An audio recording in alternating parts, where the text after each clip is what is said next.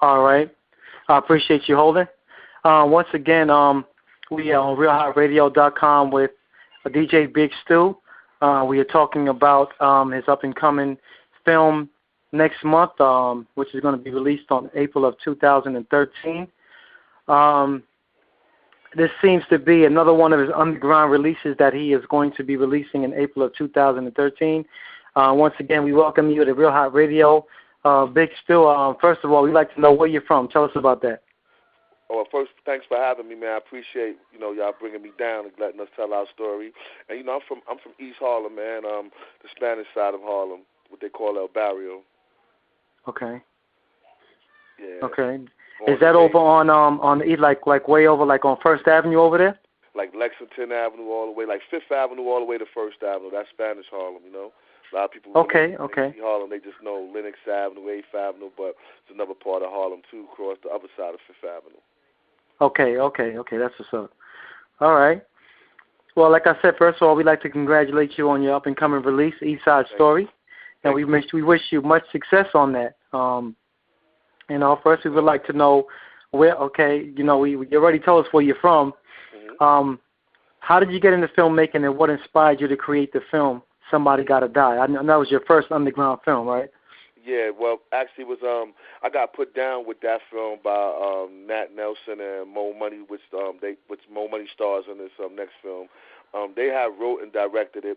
They just needed a little guidance where to get it, where to get it to and to promote it, and we needed just, a little more executive producing on it. And I got with them, and we pushed it, and Don Diva magazine made it #1 urban film. So that's how I kind of got into the film. Like my man Mo Money just kept banging me in my head, said, "Come on, let's do this film thing. It's another step for us, another step for us." So and I was already into the video scene. Like I had a public access show in New York, public access music video show, which we broke a lot of videos. So I was already in the TV scene, and it just seemed fitting for me to do it. And so when I seen the project, Somebody's Gotta Die, and I seen it, and I read the script, and everything was with it, I felt it was like real talented, and I felt they did their thing. And then when it was like more or less a bunch of actors in my hood that didn't really never went to acting school, like just some brothers that were just regular brothers just came together and made this movie. So that really inspired me to get down with it even more. And so once we got on the ball, it was like, yeah, we making films to go with the music stuff that we've been doing.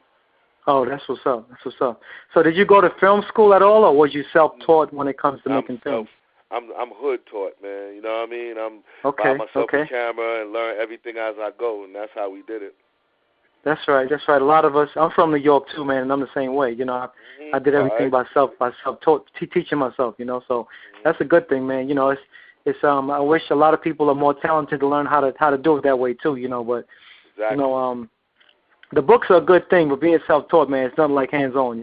Nothing like hands-on, and plus, when you learn it, you appreciate it more, like once you accomplish it. Sometimes you read the books, and some people get discouraged from the books. I've seen that. People who start, I don't want to do this. But when you learn it hands-on and you actually doing it, sometimes it seems more interesting, and it makes you, it gives you more drive to stay involved with it. Right, that's right. Well, that's what's up, man. So tell us why you chose to make East Side Story and what inspired you to make this film. Well, basically, that kind of what I said in the beginning. Like, I always felt that us people in East Harlem, we never feel like we get our story told. Like every time you see Harlem, first thing you see is the Cotton Club, or you see the Apollo, or you see across Lenox Avenue, 8th Avenue. But the east side of Harlem, the El Barrio part, never really gets exposed. And there's a lot of culture, there's a lot of things. There've been a lot of guys who made a lot of money over here. Actually, a lot of the dudes who you see on these west side things, American gangsters, they really was from the east side. But did they business across west? So we just wanted to get out a lot of our story on what goes on in the east side and the different sound of the hip-hop sound that's on the east side, Right. That's what's up, man. But, just to add to that, Black Rob from that used to be done with Bad Boy Entertainment. From the east side. He's from the same. We all, me, Black Rob, G. Dep, K. Slay, a lot of us, TKA, all of us is from the, say, K7, all of us is from the same neighborhood. East Harlem is a bunch of projects back to back to back to back. So you even live in one of the projects, it's about 15, 20 projects is right back to back next to each other, walking distance from each other. So it's like, you know, like Black Rob is from Jefferson. I'm from Clinton. You know, that's 112th or 110th. G. Depp is from like 112th in Lexington when Black Rob is like 112th and First. And Kate Slade is like coming out of 105th and First, you know. And, you know what I'm saying? So we all like right there near each other. Right. I'm very familiar with the group TKA. Are they still around in the east side of Harlem, or they what's the deal with them? Well, I really don't know. You know, here and there when certain things come out, like, you know, when a lot of brothers came out with the passing of the legend Hector Camacho. So, you know, that's when you see a lot of brothers when people came out, you know. But other than that, you know, unless it's like the festival, the you know, the Puerto Rican Day Parade Festival also runs through East Harlem on a Saturday. So that's when you see a lot. You might see K7 and a lot of those other dudes come through. But like I said, Black Rob and other dudes like that, you'll always see Rob running through the hood. Rob is real. He be in the hood all day. Right. Okay, that's what's up, man. I'm very familiar with the areas too. You know, I hung out with Black Rob. You know, I'm very close with him as well. Okay, that's what's up. Mm-hmm. Yeah, me and him grew up together the same way. Like, you know, grew up together. That's my man. Right. I remember beating on the walls with Rob, like in school. Me and Rob, he was a grade. We was in school together, and I remember beating on the walls, and he spitting his rhymes. I knew he was going to do something. He's a genius, man. I mean, everywhere I went with him, you know, he was always rapping, and I mean, sometimes when he would rap, he would rap whole songs of records that was out already, and I'm like, how could you do that, man? Like he's just phenomenal in what he does, you know. But you know, my man Chris Murray too. Then they used to roll with Black Rob on the manager side, like. Right. And they had Black Rob, I feel he was underrated because he brought out a special project, the alumni project, would never hit the streets with Rigor Mortis and T-Rex and them. And when he had that project, that was kind of fire. But politics of the game stopped them from going ahead. But that would have probably been the hottest hip hop project in the game. That's the hottest project that nobody never heard except for a few of them. Right. Okay. Well, back to Big Stu. You know, we went through a little, you know, a little spill there, you know. But back to Big Stu. I got love, you know. That's right. Okay, you made a statement in your press release that states, quote, "I put everything I had into it, and I think that everyone that watches this movie will be able to relate to its characters." Tell us about that statement that you made. Well, I mean, when you see so many movies about the streets and stuff like that, Hollywood always steal. Like, the movie will be good for a little while, then some of Hollywood will come and steal it, and you'll be watching it and be like, man, that's Hollywood. That really doesn't happen in the neighborhood, you know? And we want to touch up on things in this film that really do happen, like, you know, so people can see. So it's not just it's not to glorify, it's to give you a situation like how you going to deal with it. Like, you know, if you're in Hollywood, if you run from it and make it sugar-coated and it got the end, then you think that's how it really happens. And people that don't know certain neighborhoods think that that's how kids and the youth grow up. But no, you got to see the real deal. And, like, these are the consequences, and this is why it happened. Every kid that on the street ain't on the street because he want to be a criminal or not. You know, they got different things in their household. Some kids are crack babies, you know what I mean? And moms is on crack, and they got to feed their whole family, you know what I mean? And the job ain't doing it. They can't keep a job. The only thing they could do is hit the street and do something. And they could be the best kid in the world, go to school, do all that. There's millions of kids like that in all the ghettos, you know what I mean? Not just Harlem, in every ghetto. But you never get to see their story, you know what I mean? And when you hear their story, you just think of a bad kid, he's a drug dealer, and this and that, not knowing that he don't have no real other choice. Right. And was it a hard process finding the characters for your film?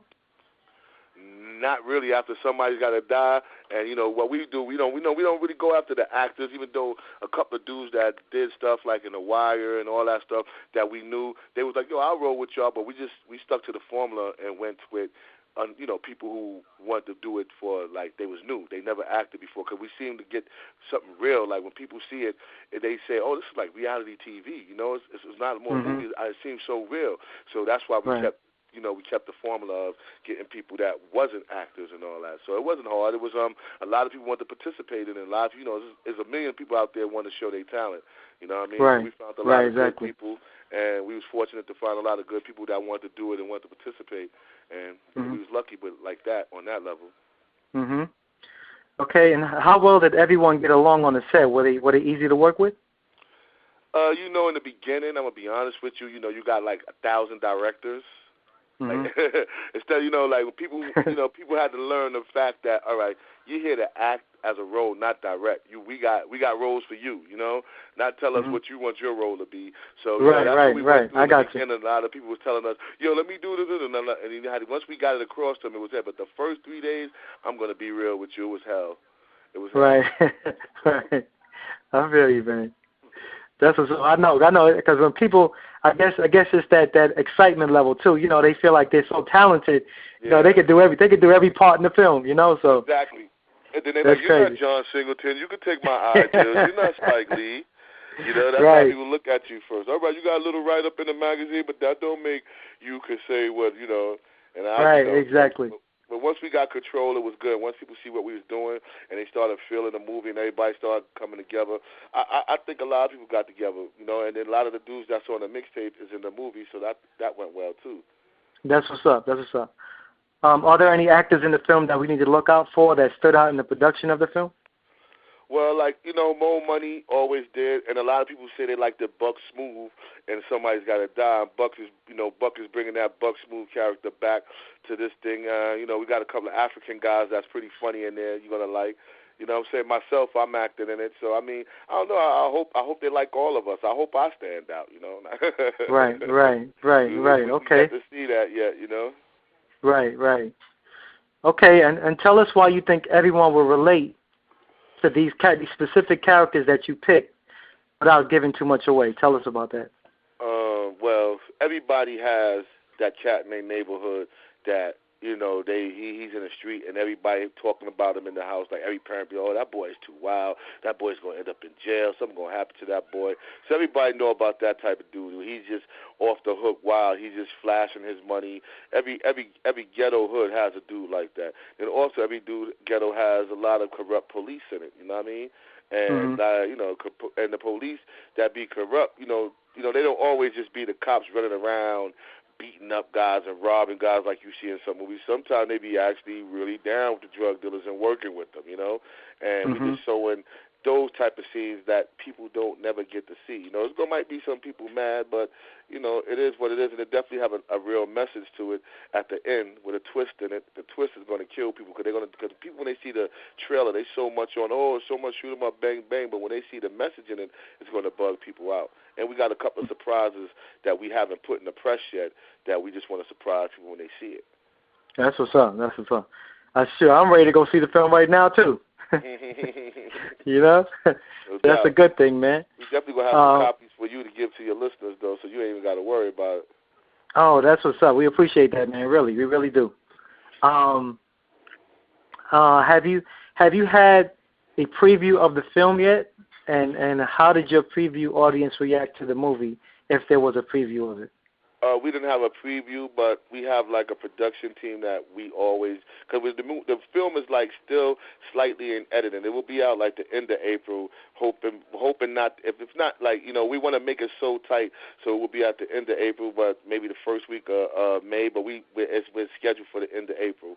And it's like, man, I tell everybody, man, this it's just like I so much stuff I could say about this film, bro, but it's just to the point where it's like I just want to just show people, man, And right. It's so deep. I just want to show people, man, and but like I don't know, like my boys, they happy about it. We all happy about it. The film is the mixtape is doing great. I don't even know what else to say no more, man. I just can't wait to get it out there and get it to you guys, and hopefully the production be on time and we could get it out there and have a screening. But we didn't have a screening, but the people that's working on it, they all see it. Like I said, everybody's like vibing, like, yo, this is like reality TV. It seems real. Like it's like we just came out in the streets and just followed some people in the hood and just filmed them. Right.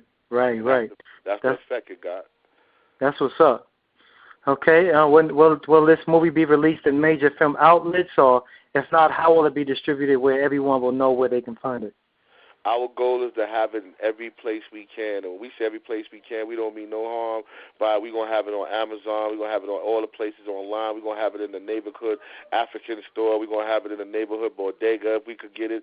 We want to have it in, I don't mean to say it, but the weed spots, the hair weed spots, the beauty parlors, the barbershop. Wherever people be, we want to have our joints there, That's what we want to do. That's right. I feel you, man. I mean, that's the way to grind, man. That's the way to get the word out, Yeah, no doubt. Don't let people bootleg yourself, bootleg you bootleg yourself, Mm-hmm. Right. I mean, that's a lot of musicians, they do it like that too, They got to get they word out, they got to get they noise buzzing, so they find all different types of avenues, so it's a way to get it out there, Exactly. We got sneaker stores all up on, like the mixtape right now that's out. All the sneaker stores in East Harlem got them. You can go to every sneaker store on 3rd Avenue and get it. You can go to other stores like clothing stores and get it, in barbershops and 99-cent stores and get it. So that's how we living, Right. Now, due to all this filmmaking and creating these new films and underground success with the filmmaking, is DJ Big Stu a celebrity in his hood? Tell us about that. Some people call me a role model in my hood, not really just because of what I do with the music, more or less because of what I do with the basketball with the kids, with the Showboat Classic. We also run the biggest youth basketball tournament in East Harlem with the Rucker style park, with Rucker Park style play for kids. Wow. And basically we ran a lot. We put a lot of kids in Rucker. We put a lot of kids in college, and that's where DJ Big Stu more or less get his props from. Everybody look at the music and support the music, but I think the main love come for me is what goes down with them kids every summer and after school. That's what's up, man. Really, it's really about that. Because a lot of our youth now, they especially young African American men, and the thing I magnify is, we have an African American individual who was, in office, who worked hard to get there. He didn't it wasn't a fly by night, and worked hard to keep it. Yeah, exactly. And it's I just off the record, I was watching a few of his speeches and stuff, and just to maintain his composure. Talking to the individual people that look at him a certain way, I give him big props on that. You know what I'm saying? Because a lot of us, under that type of heat and pressure, what I mean, already by just disliking of how they feel about you, because not just the color of the skin. Let's put that out the out the equation. Let's look at it as a party. I'm a Democrat. These are Republicans. They look at me on that on that bitterness because we don't work in the same party.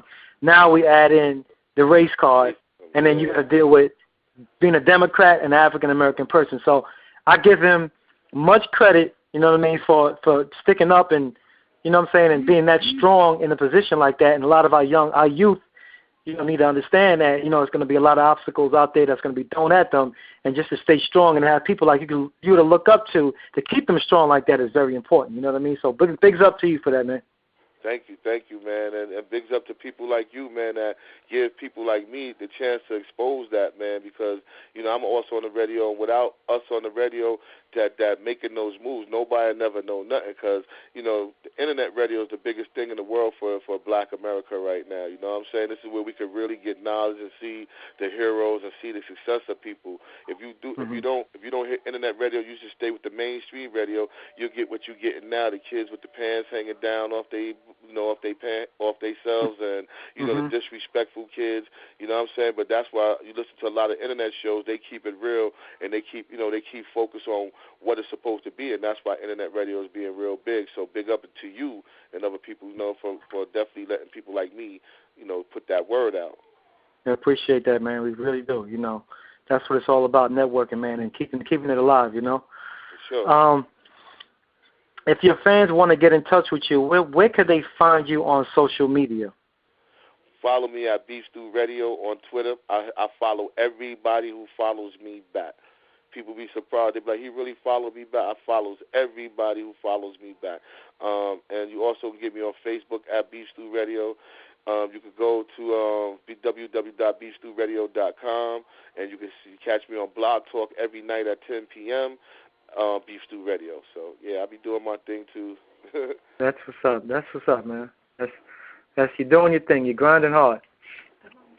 Are you still accepting music for your film at the moment, or is it a closed session with the mixtape, or how's that going down? Out.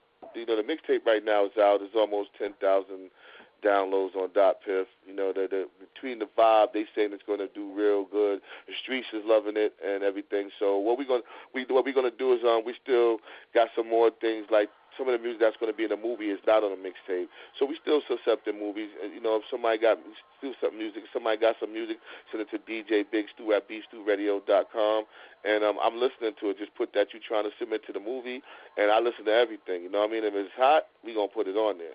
We're going to contact you and let you know that we're going to put it on there. We're going to do the necessary things to do what we got to do. Okay, all right. That sounds good. Where do we expect to see Big Stew in the next year from now? Tell us about that. Man, there's so many things on the table right now. I got the Mo Money album coming out. I got Glory album coming out. Because, we got Hellgate Entertainment is what we putting everything out on. And we trying to get a TV show going with some of the things with the kids. And so many things on the table. Hopefully, next year, man, all of it will be rocking, and I'll be coming here telling you about the movie, the TV show with the kids, and a couple of platinum albums. Hopefully, that's my goal. That's what's up, man. That's what's up. Okay, and is there anything you'd like to tell your audience before you go on where they could find the trailer of East Side Story? They can find the trailer. We got 7 videos out on YouTube on East Side Story. We can go find out Set It Off, which is one of the singles. You can go find out the East Side Story trailer. We got This One's For You. We got Love. I'll Be All That by Glory. We got Something Out of Nothing by Team 110 Godzillas. And we got like It's My Life, Mo Money and Mo Money and El Casino, and we also got Canceled by K Rhett. So we got a few videos out off the mixtape right now, and they all doing really, really, really well off on YouTube. We already over 1 million views total of everything. Wow. So yeah, we doing. You could go see it. East Side Story. All of them is up there. Okay. That sounds good, man.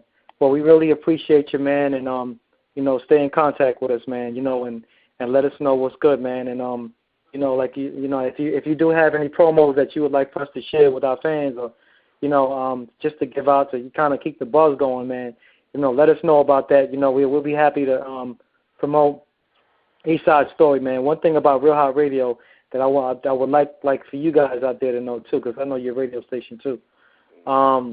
We're very supportive, man, of every artist. We've been doing this for a really long time. I just started the radio station in October of last year, but my main reason for starting the radio station and to do interviews and stuff like that was to interview, people like yourself. You know what I mean? People that's trying to spread the word, that's trying to get on the level of independency. You know what I mean? Of trying to be more independent in what they're doing, bringing an independent market to themselves, and then eventually turning into something major. So, we created that situation specifically for those who are independent, unsigned, even those who are signed. Even we have a few free agents as well that come to the station every once in a while. They submit music and we talk with them live on the radio station. But we really appreciate you taking out the time, man. To sit down with us, man, and talk with us about the life of DJ Big Stew and, what's to come in the year 2013, man. And we really wish you much success on that, Thank you, bro, man. Like I said, I really appreciate being on your show, man. And we definitely got some promos for y'all. After that, man, I'm going to get Dom to give me your address, man, and I'm going to send them out to you. You'll have them by the end of this week, bro. Thanks again. Okay. That sounds good. That's good. Well, we appreciate you, Big Stew, man. And, once again, man, God bless. We hope everything goes well with your endeavors, man. And once again, y'all, we on RealHotRadio.com with the infamous DJ Big Stew. We got that film coming out April 2013. That's East Side Story. Y'all look out for that. DJ, you got anything else you want to say to the fans out there? Once again, I want to thank everybody who support us, man, and everybody who's just getting up on us. We want to thank you, too, for even just getting up on us. I want to thank you, my man, for having me once again, man, and wish you the same success, man. No doubt. All right. Thank you. We appreciate that, man. One love. One love, babe.